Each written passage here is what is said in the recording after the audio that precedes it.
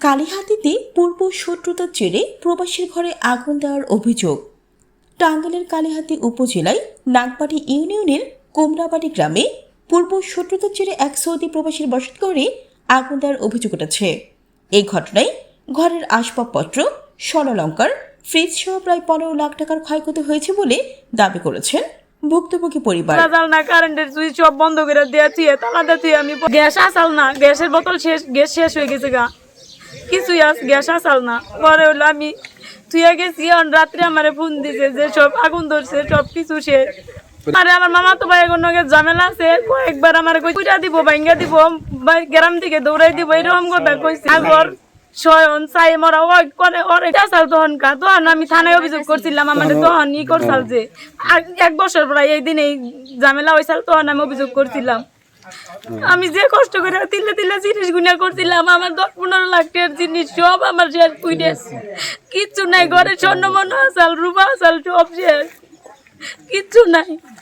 আমি সুস্থ বিচার চাই, কেরা করছে তদন্ত করে বাই করুক, যে করছে তাকে বিচার চাই। আমি সকালে কারেন্টের লোক আইসাল না করে তুই গেছে, কারেন্টের থেকে আগুন ধরে, আমার ঘরে কারেন্টই নেই, আগুন ধরবো কি ভাই? মিটারের থেকে তো আগুন থাকবো, বাইরে আগুন ঘরের ভিতরে। স্থানীয় সূত্র ও ভুক্তভোগী পরিবারের সঙ্গে কথা বলে জানা যায়, সৌদি প্রবাসী কামাল মিয়া পিতা হারুনুর রশিদের বাড়িতে গভীর রাতে আগুন লাগে। ঘটনার সময় কামাল মিয়ার স্ত্রী রোজিনা বাড়িতে ছিলেন না, তিনি তার বাবার বাড়িতে অবস্থান করছিলেন, ফলে বড় ধরনের প্রাণহানির ঘটনা ঘটেনি। ভুক্তভোগী রোজিনা অভিযোগ করে বলেন, পূর্ব বিরোধের জেরে প্রতিবেশী আবুল কাশিমের ছেলে সাইম সাগর ও তার আত্মীয় স্বজনরা পরিকল্পিতভাবে গভীর রাতে তাদের ঘরে আগুন দেন। আগুনে ঘরে মূল্যবান মালামাল পুড়ে যায় এবং ব্যাপক ক্ষয়ক্ষতি হয়। এই ঘটনায় রোজিনা কালিহাতী থানায় একটি লিখিত অভিযোগ দায়ের করেছেন। তদন্তে যাওয়া পুলিশের এক এএসআই জানান, ঘটনার বিষয়ে তদন্ত চলছে, যারা এই ঘটনার সঙ্গে জড়িত তাদের বিরুদ্ধে প্রয়োজনীয় আইনগত ব্যবস্থা নেওয়া হবে।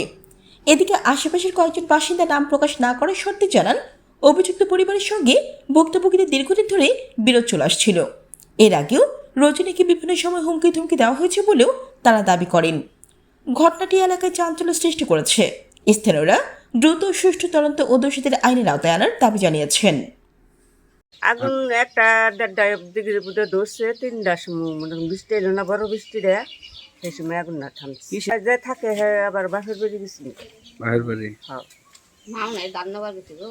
অনেক তো বিদ্যুৎ অফিস থেকে লোক আইসেন, তারা এটা বিদ্যুতের আগুন না, এটা কারেন্টের আগুন না, এটা তারা বলে গেছে ওইটা অন্য ব্যাপারে আগুন হয়েছে।